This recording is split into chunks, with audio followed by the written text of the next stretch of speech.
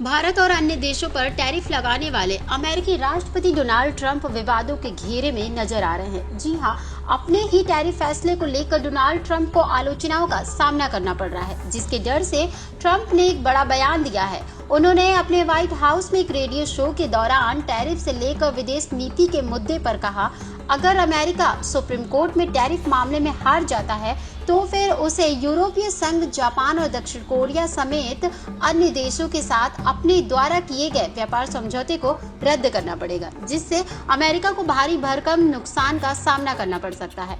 इन सभी का कारण ये है कि हमारे देश के पास फिर से अविश्वसनीय रूप से समृद्ध होने का मौका है, या फिर वो गरीब भी हो सकता है। अगर हम टैरिफ मुकदमा नहीं जीतते हैं तो हमारे देश को भारी भरकम नुकसान झेलना पड़ेगा, जिससे अमेरिका में कंगाली छा जाएगी। बता दें, डोनाल्ड ट्रंप के इस बयान से साफ जाहिर होता है कि अमेरिकी राष्ट्रपति पिछले हफ्ते सुप्रीम कोर्ट से अमेरिकी अपील अदालत के उस फैसले को पलटने पर जोर देंगे जिसमें उनके कई टैरिफ को अवैध करार दिया गया था, क्योंकि उन्हें उम्मीद है कि उनका प्रशासन इस मामले में जरूर जीत हासिल करेगा।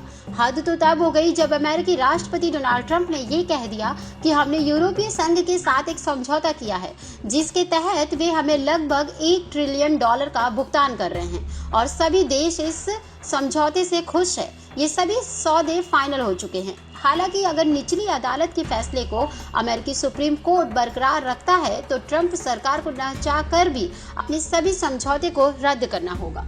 वहीं इस मसले पर यूएस के प्रेसिडेंट अधिकारी ने एक बड़ा बयान देते हुए कहा कि टैरिफ हटाना महंगा पड़ेगा। हालांकि इस संबंध में व्यापार विशेषज्ञों का कहना है कि शुल्क का भुगतान अमेरिका में आयातक करते हैं, न कि किसी भी मूल देश की कंपनियां। ट्रंप ने साफ कहा कि अगर वो सुप्रीम कोर्ट में अपने द्वारा दी गई टैरिफ अपील पर हार गए तो ना चाहकर भी उन्हें टैरिफ वापस लेना पड़ेगा। ऐसा होने पर अमेरिकी अर्थव्यवस्था की स्थिति बद से बदतर हो जाएगी, जिसका कारण कुछ और नहीं बल्कि भारत, चीन और ब्राजील है, जिस पर ट्रंप ने एक बड़ा आरोप लगाते हुए कहा कि ये देश अमेरिका को टैरिफ से मारने की कोशिशों में लगा हुआ है। ऐसी खबरों को देखने के लिए बने रहिए जर्नलिस्ट कैफे न्यूज के साथ।